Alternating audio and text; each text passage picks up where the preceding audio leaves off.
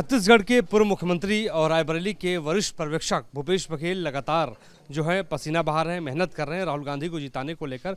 महज 2 दिनों का वक्त बचा है प्रचार प्रसार खत्म होने को लेकर। अब तक इन्होंने क्या यहाँ पर पाया है और क्या आगे की रणनीति है, आगे की अब आपकी क्या रणनीति है? देखिए, चुनाव प्रचार तो सब हो चुका है और सभी लोग छोटी बड़ी सभाएं, नुक्कड़ सभाएं, जनसंपर्क सब हम लोगों ने किया। राहुल जी की भी यात्रा हो गई यहाँ पे और खड़गे जी भी कल आए थे और कल फिर से राहुल जी और अखिलेश यादव जी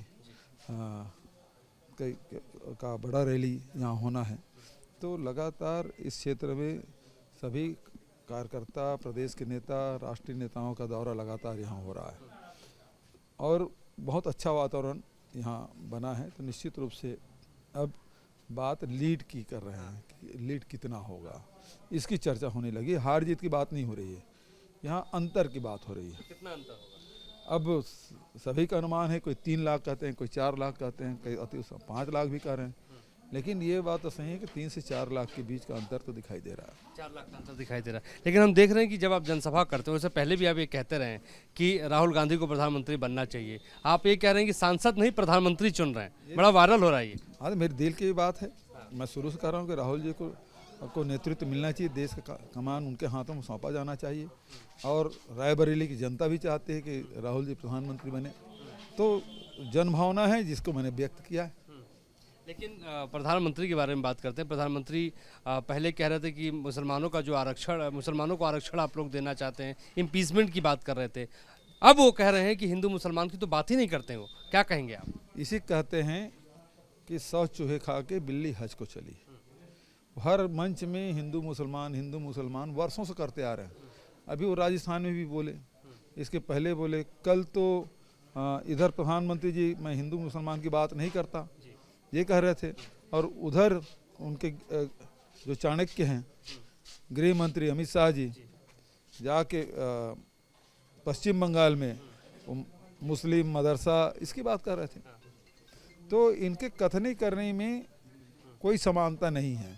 और दूसरी बात यह है कि अब तो मानसिक संतुलन भी खो बैठे हैं। जैसे जैसे चुनाव 1 चरण, 2 चरण, तीसरे चरण, चौथे चरण के बाद इनका संतुलन बिगड़ चुका है। मंगलसूत्र की बात तो पहले हो रही थी कि मंगलसूत्र छीन लेंगे, भैंसे आप लोग छीन लेंगे। अब आप क्या जवाब देंगे इस पर? देखिए, हमारे घोषणा पत्र में जैसे जारी हुआ, प्रधानमंत्री जी ने कहा कि मुस्लिम लीग का एजेंडा शामिल है। फिर उन्होंने कहा कि मंगलसूत्र छीन लेंगे। फिर उन्होंने कहा कि भैंस खोल के ले जाएंगे।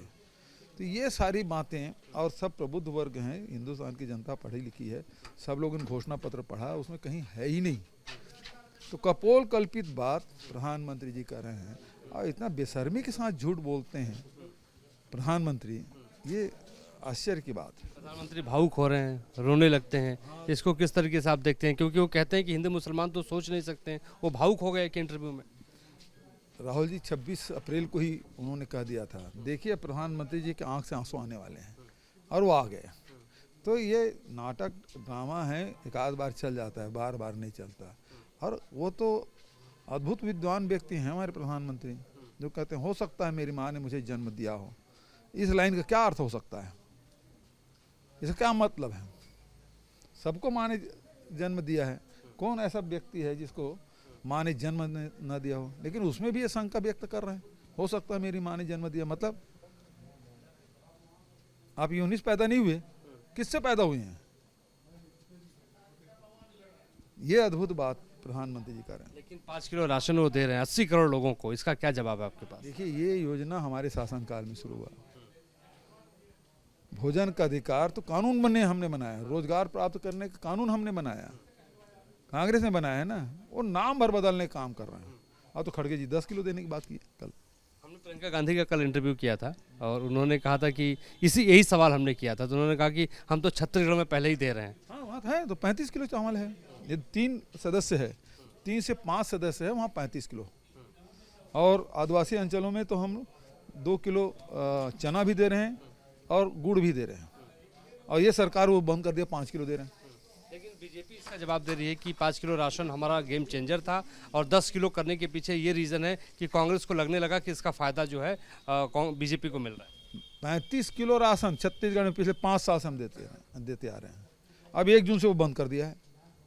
नया राशन कार्ड बना है, आप तो गए थे छत्तीसगढ़, उस कार्ड को भी देखा है जिसमें प्रति व्यक्ति 5 किलो लिखा है, जबकि हम 35 किलो दे रहे थे, उसको भी कटौती कर दी। एक आखिरी सवाल पूछूंगा क्योंकि बहुत व्यस्त हैं और आपके ऊपर बहुत जिम्मेदारी है आपके कंधों पे। आप राजनांदगांव से चुनाव लड़ रहे हैं। राजनांदगांव और पूरे छत्तीसगढ़ के बारे में बात करें तो काका के नाम से आप बड़ा फेमस है वहाँ पे।